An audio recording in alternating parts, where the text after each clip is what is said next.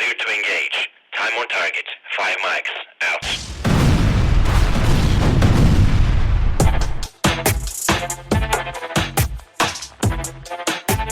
So now what I can do is I can just type in the title while it's recording. So I can write that's kind of nice. Trust at the Capitol.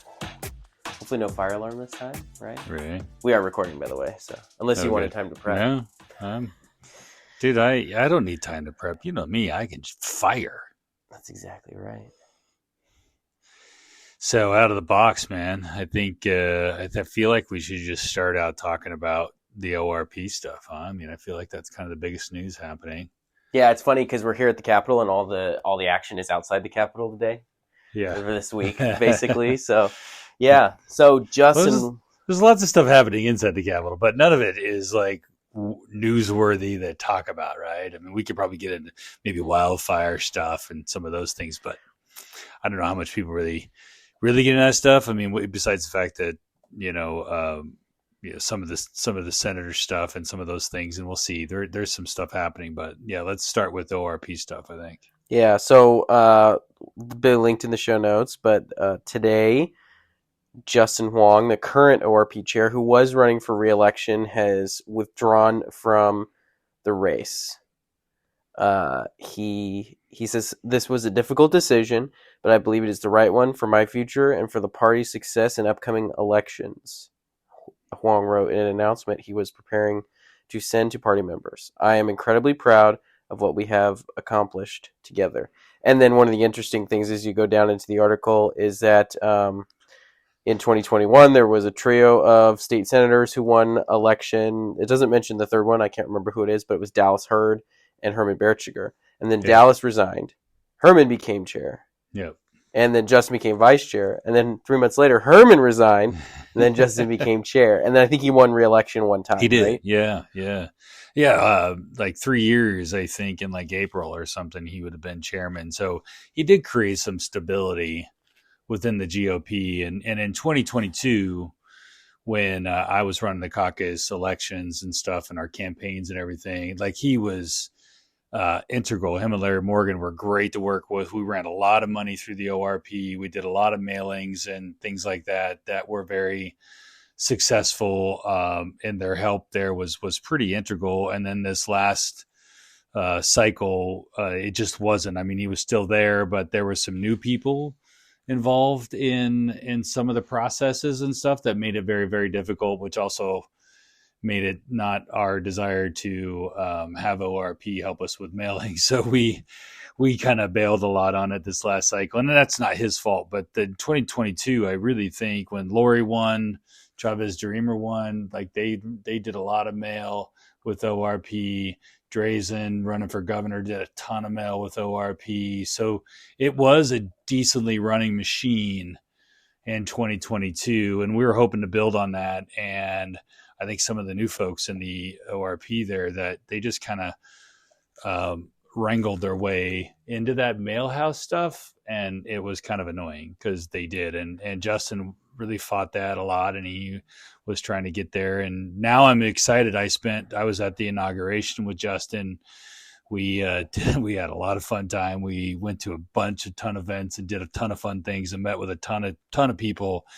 And with where Trump's going with stuff, I think that where he's got opportunity to do things, it's probably best for him just to kind of say, hey, I did my time as chair of the ORP. The fact he lasted there 3 years is pretty, right, Reagan? That's pretty high. It's a long tenure. Yeah, I think that's pretty good, right? And I think it's like, okay, well, it's all right to step aside. Now, granted, the other people running, aren't not like you got the Allen Alleys of the world stepping up to try to help here.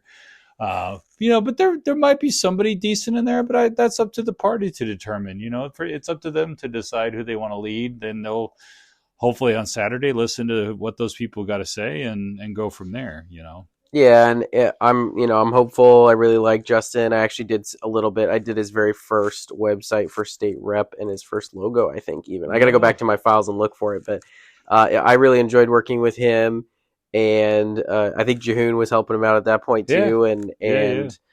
So really hopeful that Justin will have some good opportunities. You know what's great about Justin is, I mean, he is a loyalist. I mean, he truly is he's a Republican loyalist through and through, huge Trump supporter. Has all of that support there with them. A lot of connections at the RNC, and I think that's really what I'm afraid with the slate of people running for chair don't have. It's not saying that they can't build those relationships, but it does take it a while to build, and it takes the right person. And he was really great at that sort of stuff. From what I know, people I know on the national stage that know Justin, they're pretty excited about him and loved having him in Oregon. But without him there, I don't know, So who's left, Reagan? Let's go to rundown. Who the heck's going to win? Well, you talked about people with good relationships and building good relationships, and I think somebody who's done the opposite of that, burned a lot of relationships, burned a lot of bridges, is a guy named Ben Edel. And he's running. He tweeted today. He's got the most votes, so just make him the chair, right? I think that remains to be seen. I don't think that is actually the case, but you never know with these things. But I definitely screenshotted it so that if he's wrong, I can tweet about it later. So I think Ben Edel and the other guy, Gabe Bueller, out of Washington County. They definitely have a different style, and that style is not collaborative, and I think would probably be the wrong choices for this particular position. Not that there isn't a place for people who want to be combative, but that's more, we should be pointing that more at the Democrats, I feel like. And even when he was attacking Democrats, he was always adding in the Republicans to that and saying Republicans weren't doing enough to support him and Republicans weren't blah, blah, blah. And it's like, dude, if you focused your energy on doing the work it takes to defeat Democrats in winnable seats, because he always wanted to spend his time in unwinnable seats, you would be so much more of an asset. And he's just not doing that. Well, so to that point, he started RuckPack, which did nothing. But the whole point of RuckPack, after other failed attempts to do something, he starts something new, and that's his thing, right? That's why now he's got in vote by mail, which in vote by mail isn't the problem. The real problem is ending DMV motor voter registration. That's the real problem. Like, we got to get back to the heart of things. And I would have done a constitutional measure to end automatic voter registration before I started with vote by mail. Because there's problems with automatic voter registration. It's been in the news. People understand that. When you explain it to a voter, they'll be like, oh, yeah, I've heard about this. Yeah, remember when the DMV was registering illegal aliens? Yeah, we want to outlaw that. Oh, great. Where do I sign? But any vote by mail, like, a lot of people kind of like it. Like, it doesn't have the negative connotation that the DMV stuff does, right? So you can really push into that sort of side of it. And the other, and again, so RuckPack's whole goal was to take out Republicans. Yep.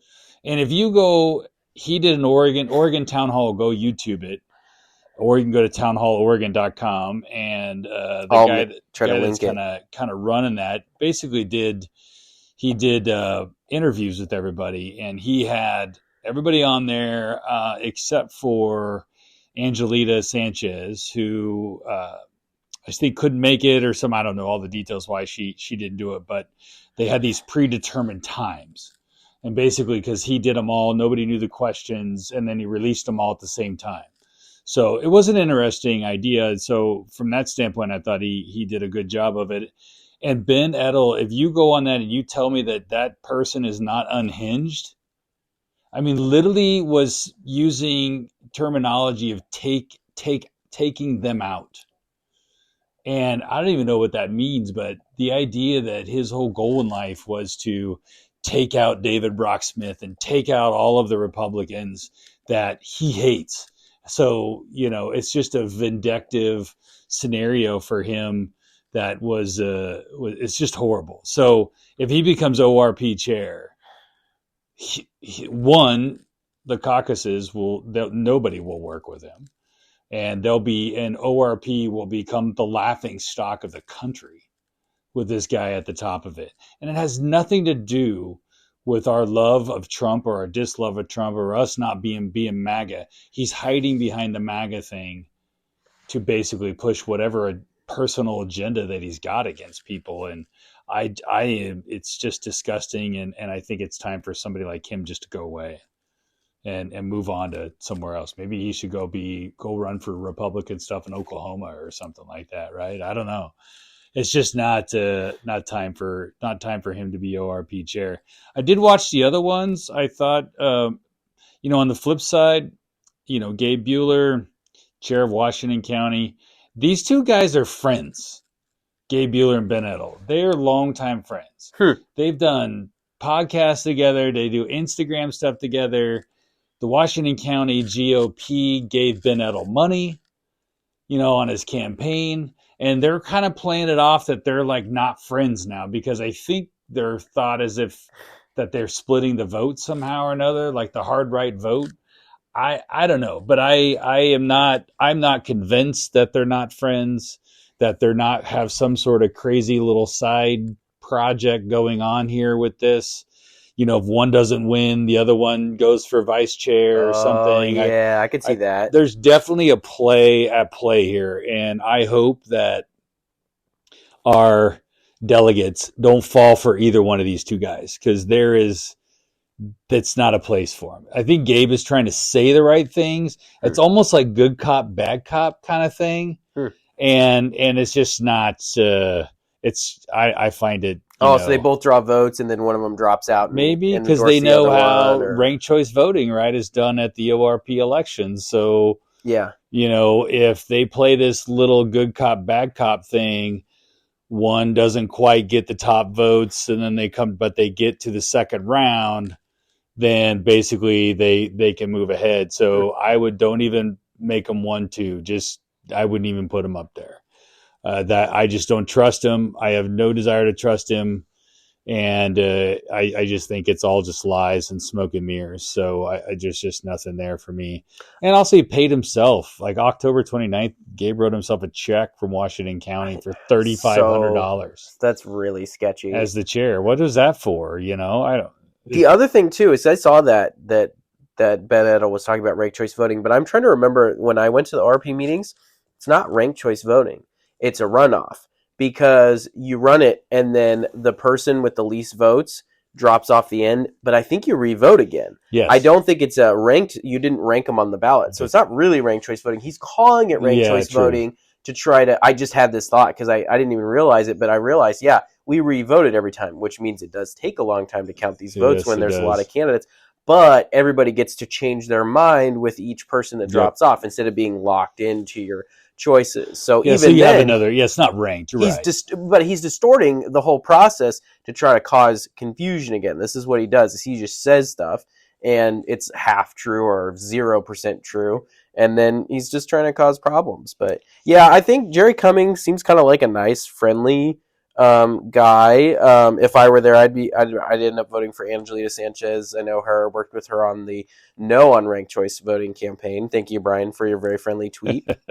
I just want to set the record straight, because that's another thing Bueller talked about in that town hall thing, is that, they did all of this work on, the no unranked choice voting. And I was like, one, I went and looked in their Org Star, and I didn't see any donations to anything or paying to put stuff, maybe they wrote a deal and put it in the voters pamphlet, right? Which is great. And a lot of counties did Every that. Every county did that. And so you can't really take credit for that, I feel like. And I didn't try to, I didn't really want to. I think Angelita went around and asked all the counties to do that. Exactly. So I don't, I think that's kind of crap to take credit. So that's why I tweeted that, just to make sure that, one, the only people, because we were trying to get other people to donate the $5,000 checks, and only Vicky Brees Iverson and Kim Wallen, who everybody got mad at Kim Wallen for endorsing Tobias Reed, but yet here she was, the only one actually putting money to defeat ranked choice voting in the Secretary of State stuff. So, I think she's been a true champion on the voter stuff, and she really does want to focus on that. And I think yes, if I was a sitting representative, I probably would have told her, hey, stay out of it. Tobias is going to win anyways. Probably no reason. There's some grumblings in Southern Oregon in regards to where the lithicums are and all that sort of stuff. I get all that, right? It's fine. But I do think, because she was on House Rules for a long time, she understands election integrity better than most in this building. And I actually didn't know that Representative Osborne gave $250, and that was great, right? I was like, wow. And then I was bummed and said, wow, 3 people gave money. And so good on you guys, you and Angelita, for we took your 10 grand and you beat somebody that spent 10 million with some grassroots support from all of the ORP, right, chairs, and not just one in particular. And I think that's what I think the chair of the GOP has to do, is say, hey guys, we need to do this, but there's also, an actual PAC that's trying to do what they can. Because I know your whole goal was, could you raise enough money to maybe run some digital ads, do some targeted areas? Because you knew you weren't going to raise a ton of money, but you wanted to raise some. But no counties gave money, Yeah, and that's okay too. I mean, I get where they're at in terms of not having a ton of resources, hard to run. I mean, I've been chair of a couple different county parties. It can be hard to raise money, especially in a situation where if you haven't really built that trust with your donors and stuff like that. But that's why the grassroots was so important, and I really appreciated Angelita really taking that by the horns and pushing hard on that. And I remember the call with Rep. Osborne and Rep. Wallen, and they were just great, really easy. They understood the issue. They did what they could with what they had, and I really appreciate that. And went on to defeat ranked choice voting, which could be good for all of Oregon ultimately. Yeah. We really needed, because here's the thing. I think there's a scenario under which reform on voting could help Republicans at some point, but it wasn't this, and we were trying to implement something statewide, one, that didn't even apply to legislative elections, which is where it's kind of most important, honestly, and 2, Portland was running theirs at the same time. So let's see if it even works. Let's see how expensive it is to implement in the biggest county, all that stuff. It's just the wrong timing on it ultimately. No, so I agree. Well, I mean, the last footnote on that, which I was, obviously I follow Arizona politics and try to do some work down there, but they just passed a bill that the governor, so the Arizona, the Senate and the House is both majority Republicans. They don't have just a simple majority. They gained seats. They did gain seats, and they did a good job down there. And so they passed a bill that basically said you have to count the votes night of. Yep. And so they passed it, and then Governor Brewer, she vetoed it. Not Governor Brewer. You were thinking Brewer? Jan Brewer is a governor when Obama was president. It's Katie Hobbs. Hobbs, that's what it is. Okay. Hobbs, Brewer. It's all the same. So anyway, if she her last name was it. Hobbs and then the other one's name was Brewer, that would be really funny. That would be kind of funny. Yes, Hobbs. Yes. So she vetoes it, and I'm just sitting there and I'm like, well, why would they veto it? So in my mind, it's like, well, what's the point of that? And at the end of the day, I think it really comes down to, I bet union employees said they don't want to work all night. I mean, do you think it's laziness, or do you think it's really that they just want to give, I'm sure she said, I just saw it tertiarily on X, and I bet she said, hey, this, we got to make sure we have accurate elections, and rushing through ballots is not the best way to, do all the work. And I'm sure it was, I didn't even read it, Reagan, but I bet it's something along those lines. And I think it's as simple as basically union workers just once every 2 years don't want to work all night. Because I remember running races, and I can go back, back when you were probably in grade school. Actually, you were in grade school. I go back to 2004 when we were down in Chuck Burley's race in Bend. We were down at 11:30 at night, and I finally went to bed at like 3:45 a.m. and they were still counting. Wow. And Chuck calls me at 5:30. And this was the most expensive race in Oregon history, state rep at the time. We spent $425,000. Wow. And at 5:30, he calls me and he goes, we just pulled ahead. And then Judy Stigler called him at 6:50 and basically conceded. Wow. Right. We pulled ahead because the southern part of the district came through for us, like what happened in Bend back in the day. But then it's over. Yep. right? Like it's just over. But if you look at in Oregon, like the my God, they were, we really didn't even know Tracy Kramer's race. Like all of a sudden it's every day. What are they counting 100 ballots and going home? Like it was stupid to me. And I think we got to figure out how to do the timing on these things. So that's the stuff I would focus on is timing and things. And that's where I think Arizona Republicans are doing a good job because they're saying, hey, this is a simple problem to fix.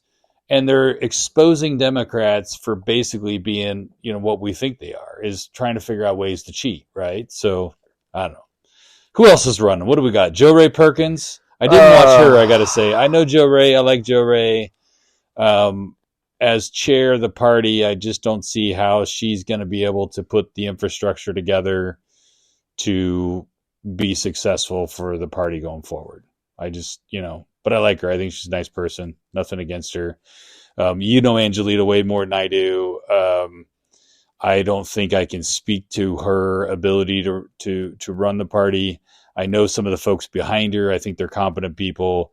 Jerry Cummings, he's the last one we haven't talked about, and he's up in Columbia County, right? So he's from up there. I listened to he says all the right things. He's kind of a Washington guy. He's not really an Oregon guy. And I don't want to discount somebody because, Northwest is Northwest. There was some social posts where he's a never Trumper, which I think is pretty tough for me to kind of take. I'm sure he's changed his tune because of Trump. And I'm trying to give some of those, we like to give our friend Bill Post, because he was a never Trumper and he's coming around. Bill Post will be a Trumper by the time we're done. What do you think? No? Bill, I need to call him and talk to him about this. He's probably going to be annoyed. But he may not even listen to the podcast. But I tweeted, getting us to our next topic, unless you're ready to go back to ORP Chair, the candidate tracker. And I just tweeted it out. And I said, here's some of the candidates that are running for governor and whatever. And he says, any Republican running for governor in the off cycle when there's a Republican in the White House is doomed. Maybe a little better if it's an open seat. Best to wait until 2030. I'm like, okay, I understand the point of you think 2030 is a more winnable year. That's a totally reasonable point to make. Yes, Trump midterm typically is hard. We can't just not run anybody. If we run a good candidate, that's going to help us down the line. It's going to help that candidate get a name ID, either to run again or for something else. I'm like, if we give Kotek the Republican nomination, that's going to be embarrassing. It's like, we got to run somebody, somebody real. So that's what I don't understand about that. But we have to fight. I mean, you have to every time. Meaning you have to put up the best possible candidate you can for the office in which they're seeking. And I think that's how I've always gone about recruiting, and I think that's how we should. That's our primary process. Hopefully, plays out that the best person that could possibly win in November, we want to move forward. And there are some things because most of our primary candidates all kind of believe in the tenets of the Republican Party and the platform and stuff. But I think Jerry's probably there. So it's out there. I know it's out there. Like I said, seems like he's an okay candidate. I don't know. I don't know him. He's never called me. So, and neither has Angelita. I think all she said was thank you on X on my tweet about that. So, and we've had an interesting past over the years, with her in Lynn County and kind of all those sort of things, but I don't think anything bad. It's just been, we crossed paths. She's in the building too.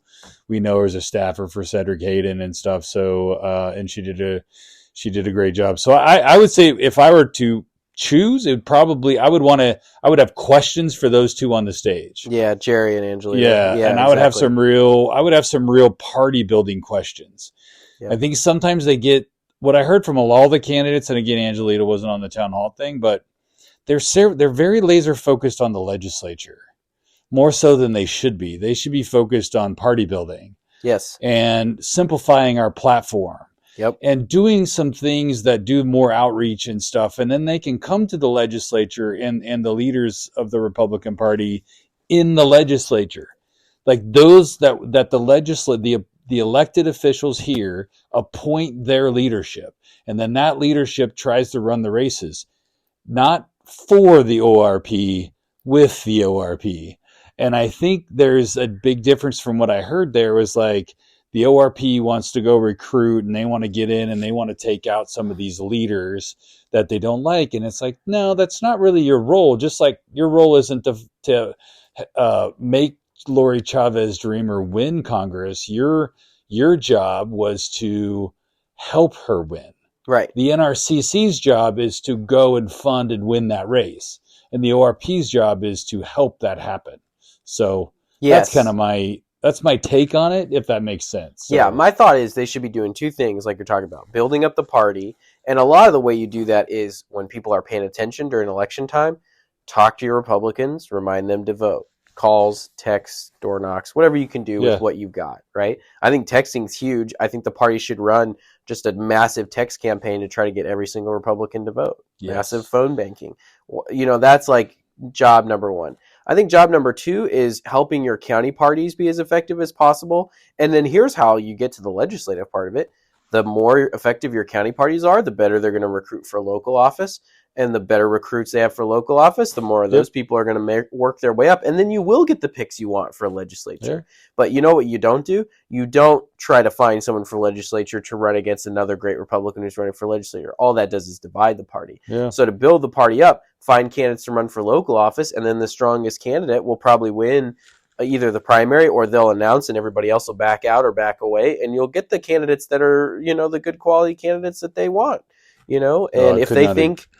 And I can give you a concrete example. If you go back and look at Clackamas County stuff prior to the losers that are running it now, Margie had a great get out the vote effort in 2022, and we invested in her effort. Yeah. As we said, hey, they're doing a great job, and we invested in it as the caucus, House Republicans and the Senate Republicans. We invested in that effort because she had a machine going. Yeah, and so Clackamas was critical. Yeah, and if you put the machine together, then we're going to help. We're going to come in and do what we can. I helped this cycle because with Dick Anderson, we gave money to Lane County, we gave money to Coos County, we gave money to Douglas County, and Lincoln County. All these counties were helping us with our get out the vote effort. So that's what I think the chair's got to help foster is those relationships. So and also back to the whole discussion here, the candidate tracker. Just so everybody knows, I'll send out an email to the list. Candidate tracker's up. We had to put it up because people are filing paperwork and doing announcements and stuff like that. So this is something I started a while back. It's been on my website. It was on the Oregon 360 Media last time.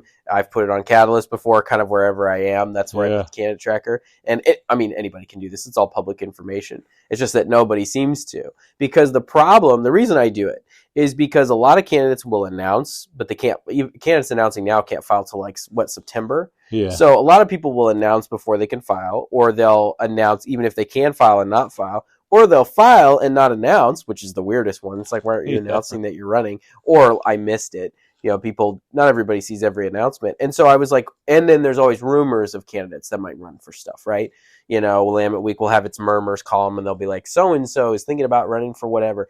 And you can never find all that in one place because the filings are just whoever's filed. So I just started putting it all together on a website, one place, and just typing up, here's who I know is announced. And I'll put links in there eventually of the media stories and stuff. I just haven't done that yet. I need to sit down on Friday and punch all that out. But I'm going to try to keep that. So the real point of this is obviously love for people to use and share the candidate tracker. Also, if you know or hear rumors of candidates and you want to share it with us anonymously, we'll keep you anonymous. Please feel free to share the information with us, and we'll put them on the candidate tracker, rumored or running or whatever. If we miss some, let us know. Twitter, email. If you have my cell phone number, you can call or text me. If you don't, I'm not probably going to give it to you, but so those are it's fun. I used to watch your candidate tracker all the time because it'd be like, and then you track where you get the information from, so you can pull things out of. Sometimes you just have the rumor mill, which is fine. Yeah. So it's always fun. Unless you're in the building. Apparently we can't spread rumors, but I think on the candidate tracker stuff, it's just speculation, right? You're just trying to say, hey, I'm hearing that, or it would make sense if, based on conversation, and we have lots of conversations. So it'd be good to see. Yep. All right. Next on the list. All right. Well, Lori Chavez DeRemer, we mentioned Jehoon, who's up in D.C. with Lori Chavez DeRemer today. I saw a tweet about that, some pictures.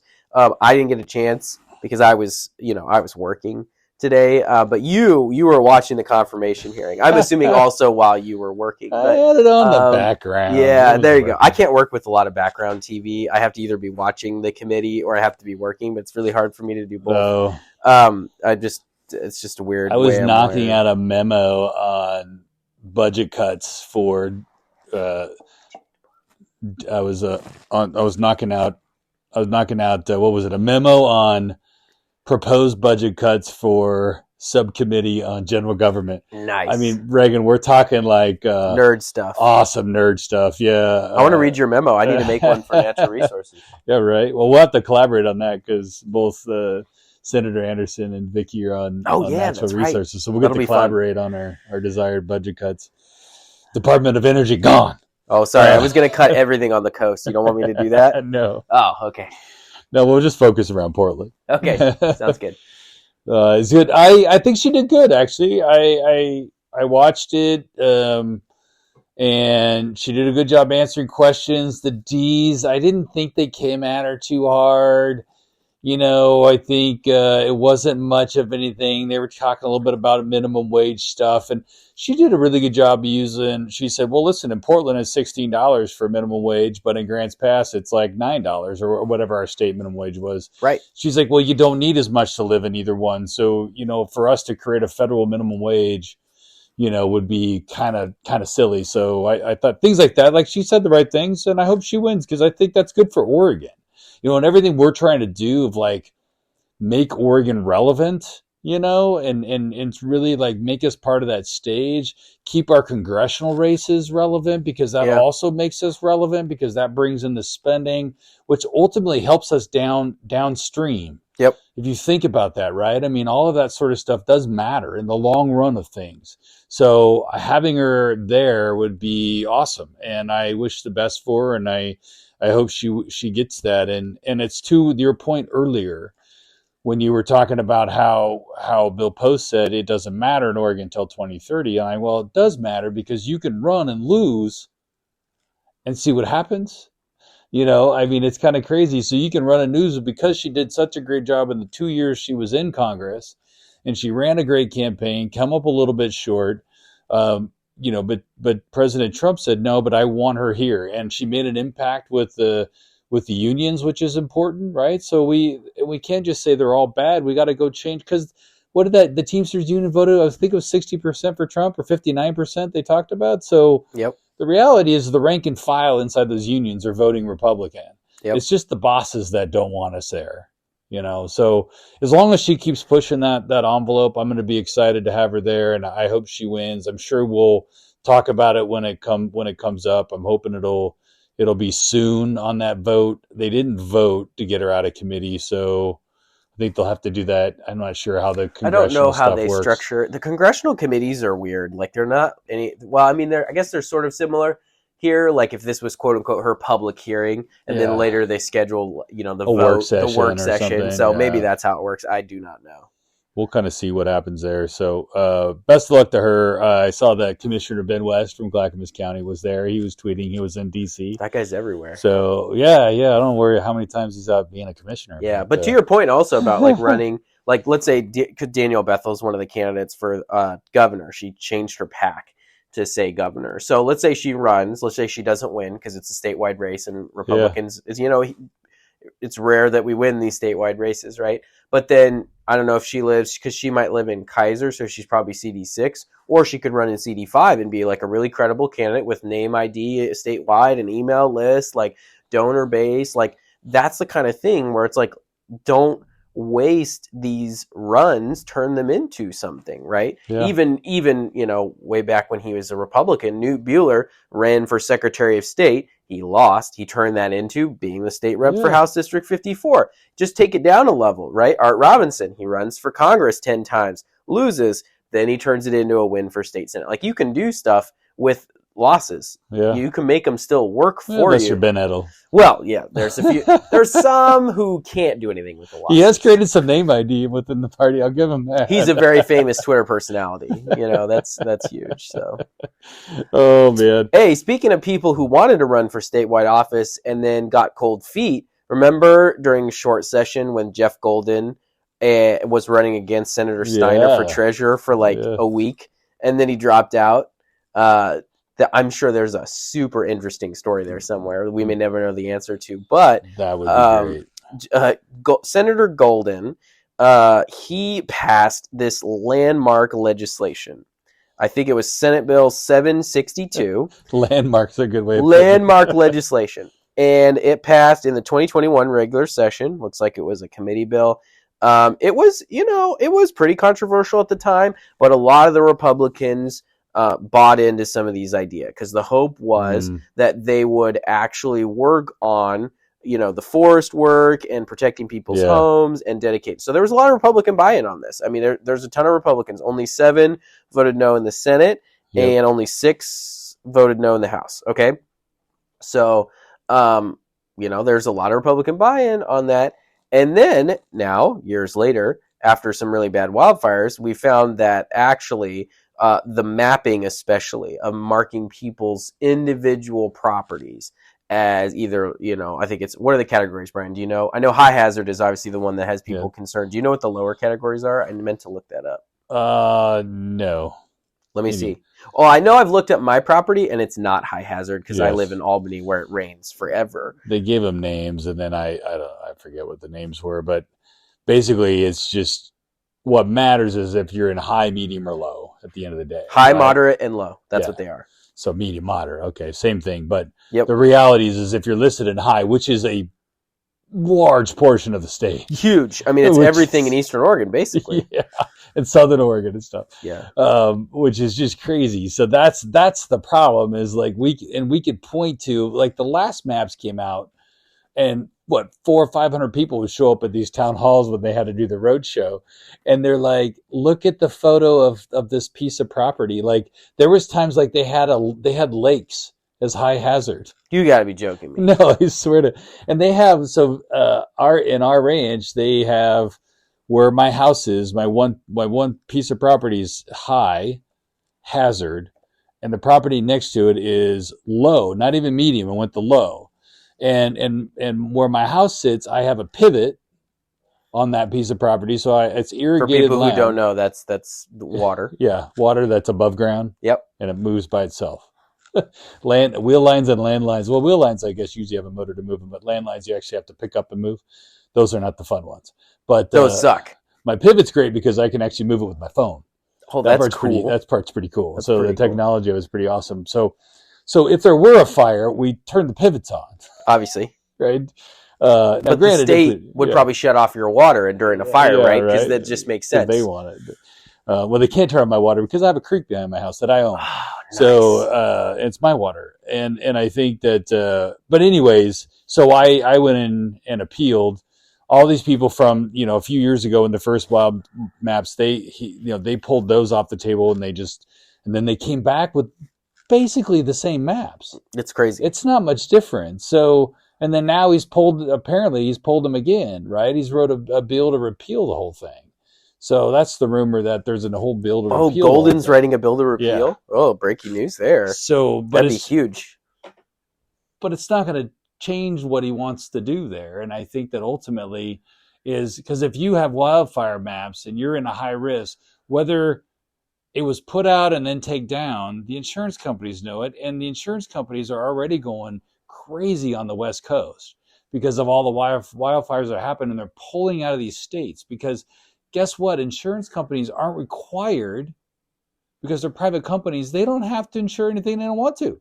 No. So they'll just leave, right? So it's a private business. So I think this is going to be an interesting political football of this session, and I hope that we come to a resolution, but I'm a little worried about the resolutions always. I think that if the Democrats give, they're going to want to get. Right. And that means money.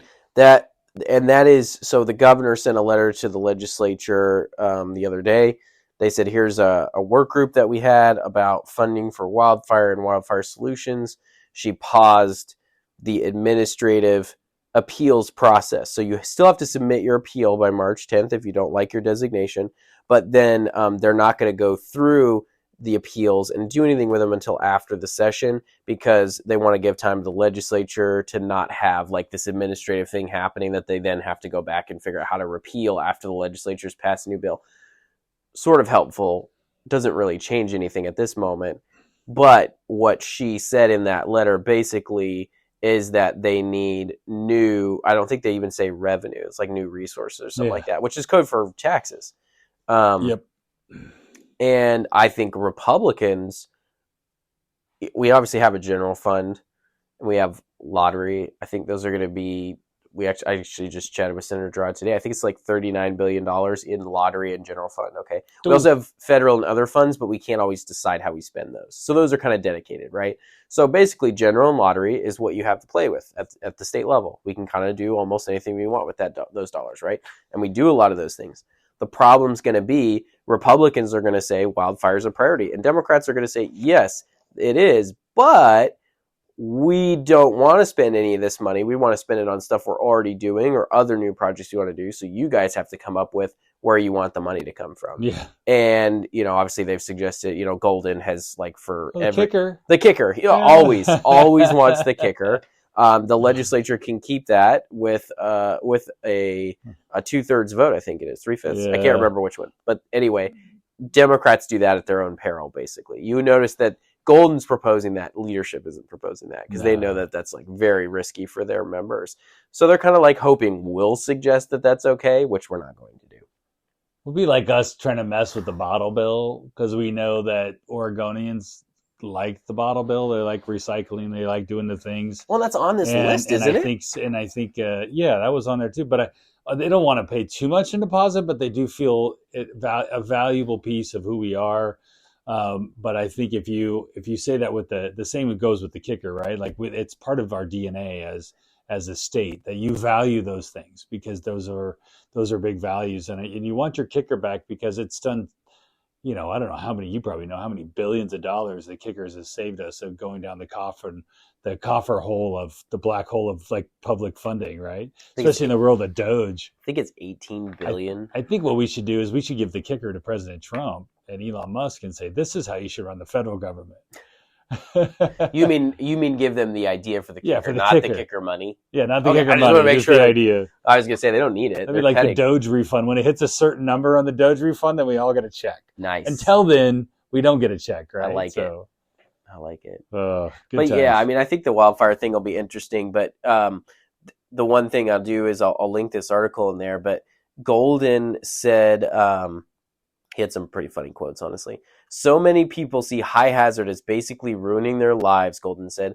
I don't think anybody dreamed we'd have this problem on the ground, which I'm going to say I don't think is true. I think there were some Republicans when this was passed saying, hey, what happens if, you screw up the map? But, I don't have those quotes in front of me. I'm just suspecting. Usually something goes wrong. There was a Republican on the record saying, hey, have you thought about this unintended consequence? And then they didn't.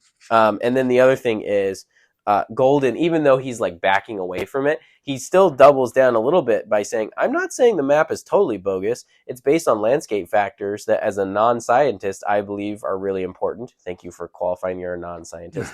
But a model that gives no weight to particular characteristics of the property can't fly. And that's basically the thing. Yeah. You've got a pivot, you've got water, you're irrigated, and you're a high hazard property. Meanwhile, you have non-irrigated property that's moderate, that isn't high hazard, maybe when it should be high hazard, and it doesn't make sense. Yeah, it really does. And I don't even want to blame all of it on Golden, really. I think he's obviously relying on, the department to go out there and right. do the mapping, right? I mean, all we do here is legislate, right? And then at the end of the day, somebody's got to carry those orders through. And I think that's probably a big part of the problem is there's not enough oversight in that process of making sure it's right before you put out something dumb. Like, make sure it's right.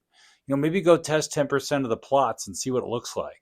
Yeah. Or something like, hey, let's do some random testing and go look at these high risk areas before we really make huge impacts to people's actual lives is what they did, because people have literally lost insurance. Like in Deschutes County, if you're anywhere near the national forest, you can't even get insurance. Yep. Crooked River Ranch, like all these areas. So, all right, Brian, we have to wrap, but really quickly, I am going to add another link, and I think I sent this to you. Oregon Health Authority Director Hathy, I think is her name. She's taken a side gig in California. Stanford University is touting its hire of Hathy to promote state official as a prominent state official and a physician to see patients at the teaching hospital. It's a paid position. She is now talking to the university about how to avoid receiving compensation.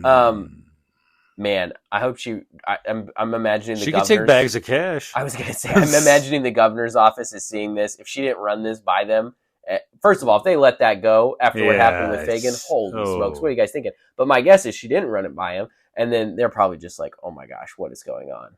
Reagan, so, I saw the story. I haven't dug into it yet, but I will, and we will report. Yes, we will get into this. We'll report back what happens. But that is a great flag. Everybody go find that out, and we need to hang it out there that this is the side gigs. What $300,000 a year running OHA isn't enough. Yeah, it's like $250. It's crazy. Yeah. And of course now she doesn't want to be paid that it's being reported on. But was she going to take the money before? After it got reported, I'm sure. I think that's usually how that stuff works. Yep. I mean, just quit and go do it. If you don't want to do the job, like just quit and go do that other job. And you're at Stanford seeing patients. That means you're not here in Oregon running OHA. I was going to say that's a huge problem. And then also, regardless of the money, yeah, of course, OHA, you get paid really well, but this job also sucks. I mean, I get it. I think the main problem is like the top people at OHA always come in optimistic, and then all their deputies and stuff have their agendas. They just keep running, and they don't even like listen to their directors. So because they can't be fired, and all those people, yeah, what a mess. Crazy. All right, yep. Well, we'll keep pounding away down here in the Capitol, man. We'll keep making it happen, doing our best to stay afloat, on the Senate side for sure. I know the House there's been some good press conferences coming out of both sides. I like what I'm seeing from comms. I'm hoping we're going to see some more, and we'll keep pushing forward. Sounds good.